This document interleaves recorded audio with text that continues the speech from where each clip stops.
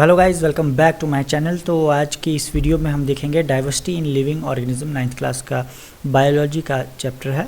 तो अभी इसमें इंपॉर्टेंट टर्म्स हैं, यूज़ होने वाले टर्म्स हैं। सबसे पहले उनकी इंट्रोडक्शन से हम स्टार्ट करेंगे।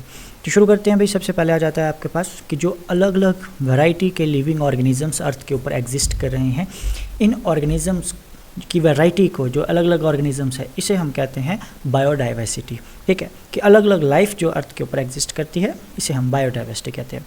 उसके बाद नेक्स्ट टर्म आपके पास आ जाती है टैक्सोनॉमी।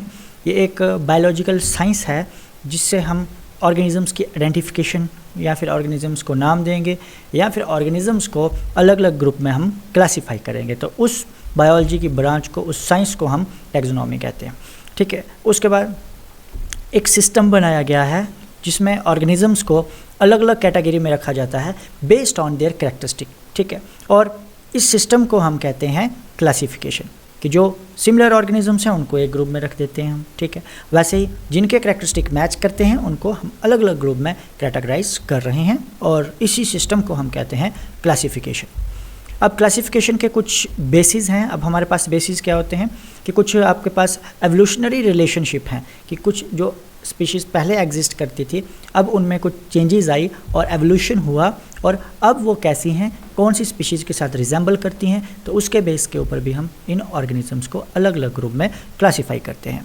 ठीक है, उसके बाद नेक्स्ट पॉइंट की बात करें तो organism with ancient body design are refer as primitive और लोअर ऑर्गेनिजम्स, कि वो ऑर्गेनिजम्स जिनका बॉडी डिज़ाइन जो है वो पुराना है, अभी उनमें एडवांसमेंट नहीं आई है, डेवलप नहीं हुआ है, उन लोअर ऑर्गेनिजम्स को हम प्रिमिटिव ऑर्गेनिज्म या फिर लोअर ऑर्गेनिजम्स कहते हैं। ठीक है, उसके बाद नेक्स्ट आपके पास आ जाती हैं स्पीशीज़। तो भाई स्पीशीज़ क्या है? स्पीशीज़ ग्रुप ऑफ ऑर्गेनिज्म जो एक ही तरह के होंगे। ठीक है, या फिर हम सिंपली ऐसे याद रखेंगे कि वो ग्रुप ऑफ ऑर्गेनिजम्स जिनके बीच में ब्रीडिंग हो सकती है, जिनके बीच में रिप्रोडक्शन हो सकती है, उसे हम कंसिडर करते हैं as a species. Next term आपके पास आ जाती है डाइवर्सिटी। डाइवर्सिटी क्या है? Diversity is the presence of different organisms in same ecosystem और geographical location.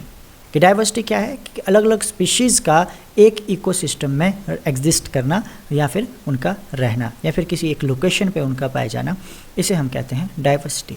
And diversity give a chance for more balance ecosystem, और जहाँ पे जितनी ज़्यादा डाइवर्सिटी होगी उतनी ज़्यादा सर्वाइवल के चांस होते हैं और उतने ज़्यादा बैलेंस इकोसिस्टम रहता है।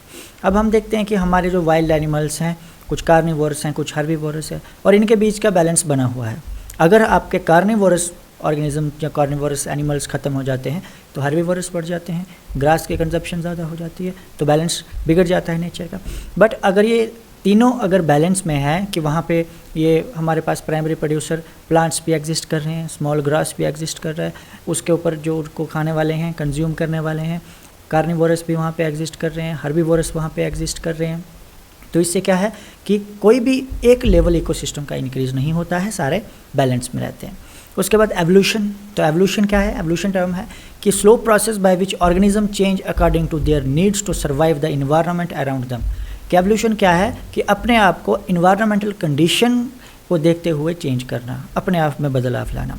कि अगर कहीं पे सर्वाइवल कंडीशन हार्श हैं, तो अगर जो ऑर्गेनिजम्स अपने आप को उसमें डाल देता है, चेंज कर देता है, तो इट मीन्स कि उसके सर्वाइवल के चांस बढ़ जाते हैं। तो सर्वाइवल के चांस को बढ़ाने के लिए या फिर एग्जिस्ट करने के लिए ऑर्गेनिज्म जो अपनी बॉडी में चेंज करता है, उसे हम कहते हैं एवोल्यूशन।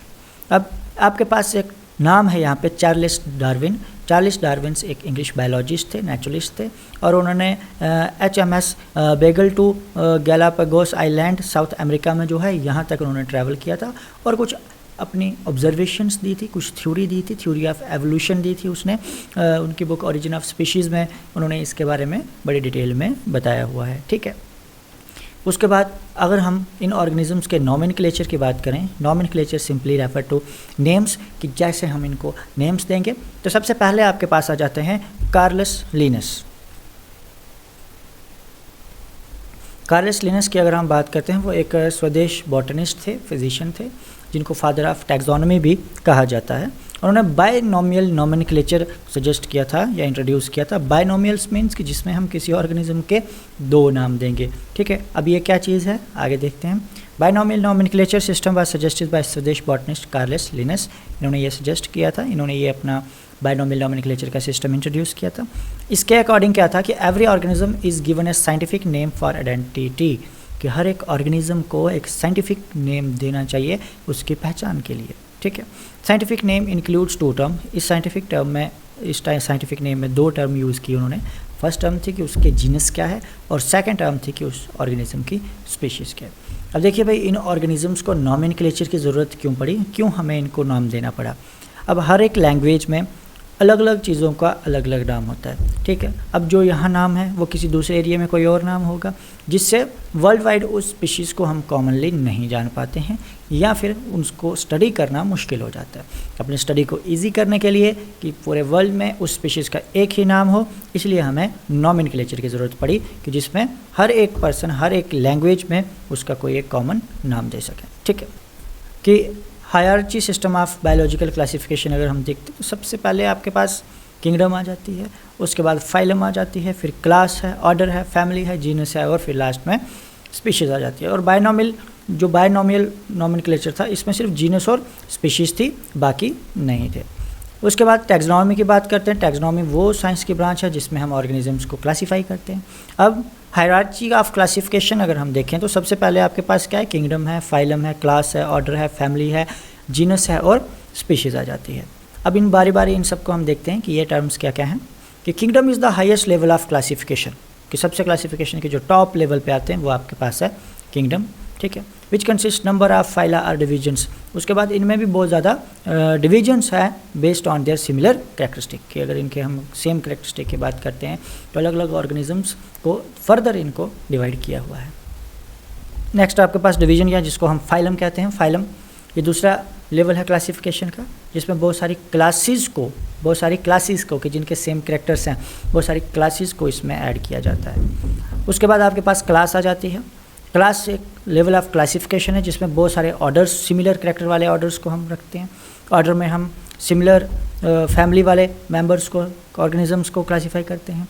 फैमिली में हम सेम जीनस वाले कैरेक्टर, जिनके सेम जीनस हैं ऑर्गेनिजम्स के, उनको हम यहाँ पे रखेंगे। और जीनस में हम क्या करते हैं, विद स्पीशीज़ हैं जिनके सिमिलर कैरेक्टरिस्टिक हैं। And species is the level of classification which consist number of organism with similar characters can be interbreed to give rise to fertile offspring. तो स्पीशीज़ इनमें मेन आ जाती है सबसे लोअर लेवल पे, कि स्पीशीज़ में बिल्कुल स्पेसिफिक ऑर्गेनिज्म होंगे जिनके बीच में सिर्फ रिप्रोडक्शन हो सकती है, अदरवाइज बाकियों में रिप्रोडक्शन पॉसिबल नहीं है। सेम फैमिली के या सेम ऑर्डर के जो आपके पास ऑर्गेनिज्म होंगे उनके बीच में रिप्रोडक्शन नहीं हो सकती, वो इंटरब्रीड नहीं कर सकते, बट स्पीशीज़ जिनकी सेम होगी वही आपस में ब्रीडिंग कर सकते हैं।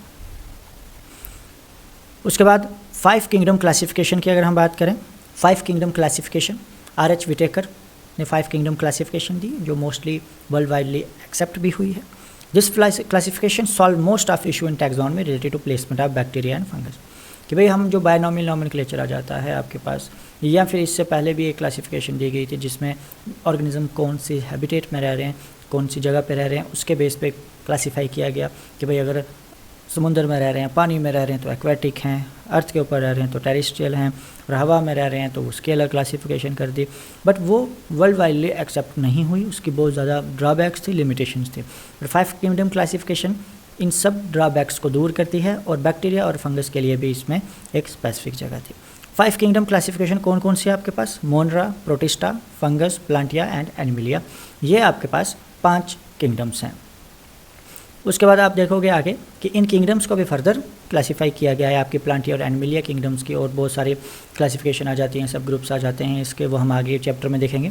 तो देखिए भाई, सबसे पहले हमारे पास ऑर्गेनिजम्स हैं। तो ऑर्गेनिजम्स 2 टाइप के हैं, prokaryotic and eukaryotic. Prokaryotic primitive, eukaryotic advanced. Prokaryotic में आपके पास सिर्फ मोनरा आ जाता है।